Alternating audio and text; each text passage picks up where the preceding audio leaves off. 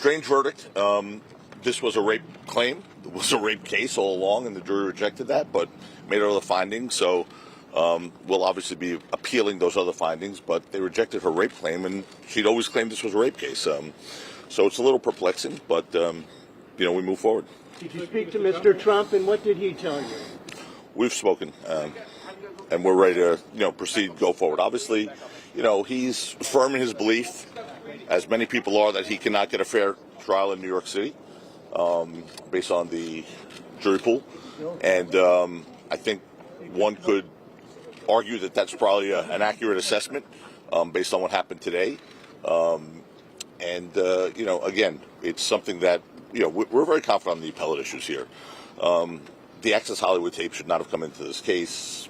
Some other things shouldn't come into the case. I mean, we made many motions that we thought would create issues for appeal, and we're going to employ them now.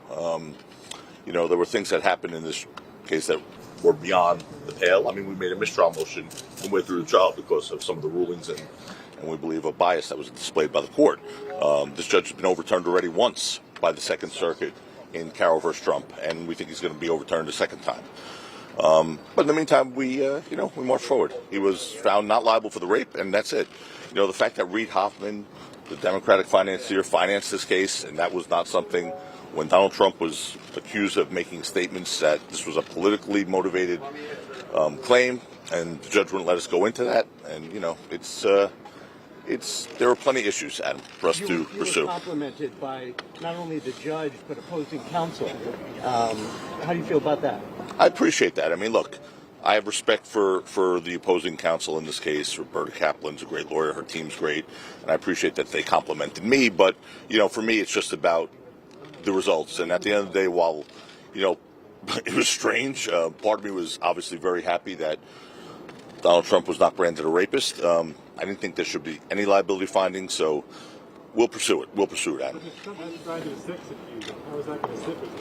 That's what I just said about the appeal, right? We're going to be appealing it. But she claimed all along that she had been raped by Donald Trump. That's what this case was all about. Can you talk about Trump's decision not to attend his trial and not to testify? Yeah, this is a circus atmosphere, and having him be here would be more of a circus. And again, what I said in the summation yesterday, reigns true. Holds true. It's that, what more could he say other than I didn't do it? And he said that under oath here. It's hard to prove a negative. Molly, I could say you stole my pen, prove you didn't do it. How would you prove it? Say you didn't do it, right? I mean, it's sort of where we're at. So, it's very simplistic to say, oh, he should have testified. He had nothing to say other than what he's already said under oath. So you talked a little bit about how perplexing the verdict was. I'm well, thank you. How are you? Good to see you, man. Good seeing you. How does that play in the appeal? The fact that she called it a rape case all along. I think it's an inconsistent verdict, right? And it's something that obviously will be another issue for appeal. But Jim, the issue for the appeals were laid really months ago when things like Donald Trump's attempt to have the dress tested for DNA after they sent it into a lab and didn't come up with semen. I think that's something that was important. The fact that the Reid Hoffman, the Democratic financier, who Ms. Carroll was not candid about when she testified initially under oath in her deposition, that should come into this case. The Access Hollywood tape should not have come into this case. There's a federal rule called 403 that balances out inflammatory and prejudicial things, and that certainly was one of them. So, but there's plenty of issues to appeal. And look, that's what happens, right? We're in one sense gratified, and I know some people in this camp are very happy that the rape claim was rejected, but I'm not, and I am happy about that certainly, but I'm not happy that he was found liable for anything whatsoever, because on this evidence I didn't think he should have been. How did Mr. Trump take it? He's strong. He's ready to move forward. He wants to fight this on appeal. Again, he was successful in one appeal before the Second Circuit with Judge Kaplan on Carroll versus Trump, and he thinks he's going to be successful on the second one. But he's planning, he's got a town hall tomorrow night, and he's just moving forward, as he always does. Is this going to be relevant? Nope. Thank you. This situation will complicate the career for the President Donald Trump, this case? No, I don't think so. He seems to be a survivor and move forward, and will continue to move forward. Again, this case will be up on appeal, and we'll see what happens. But What do you think about the anonymous jury? Did you think that was fair? No, I didn't actually. Look, there have been mafia cases where there are anonymous jurors, but at least the lawyers get to know who the jurors are. Here, we didn't even know who they were, and that's in a case where there's a very strong reaction people would have to politicians, particularly Donald Trump, one way or another.